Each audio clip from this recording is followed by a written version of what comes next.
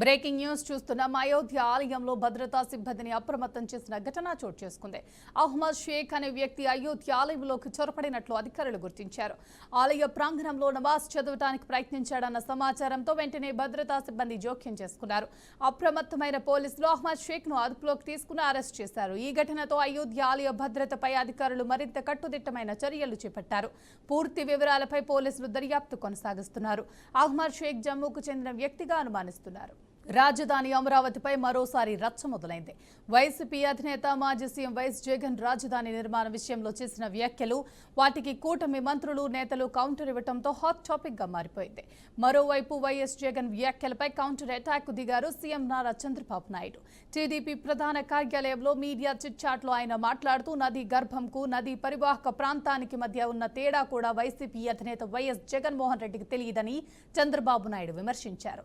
అమరావతి రాజధానిపై జగన్ మళ్లీ అసత్య ప్రచారాలు చేస్తున్నారని, ప్రజలు బుద్ధి చెప్పినప్పటికీ రాజధానిపై విషం చిమ్మటం మానట్లేదని ఆయన మండిపడ్డారు. విద్యార్థులు సోషల్ మీడియాలో మత్తులో పడకుండా జీవితంపై దృష్టి పెట్టాలన్నారు హోంమంత్రి వంగలపూడి అనిత. భవిష్యత్ నాశనం కాకుండా జాగ్రత్తలు తీసుకోవాలని ఆమె హెచ్చరించారు. గుంటూరులోని కేఎల్యు యూనివర్సిటీలో మీట్ ద స్టూడెంట్ కార్యక్రమంలో పాల్గొన్న ఆమె విద్యార్థులకు పలు సూచనలు చేశారు.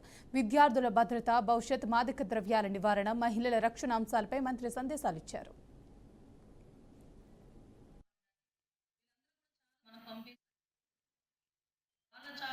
చిన్న చిన్న మీ అందరికీ తీసుకొచ్చి ఇక్కడ పెట్టే పరిస్థితి. So first of all KL యూనివర్సిటీలో ఉన్న ఆడపిల్లల్ని నేను మెచ్చుకోవాలి. ఎందుకంటే ఇక్కడ 3 శాటిలైట్స్ తయారు చేసిన వాళ్ళలో ఉంటే అందులో టీమ్ ఆఫ్ 30 మందిలో 26 మంది మహిళలు ఉండడం అనేది నిజంగా గ్రేట్ థింగ్. దానికైతే నేను హ్యాట్స్ ఆఫ్ మీ అందరికీ కూడా.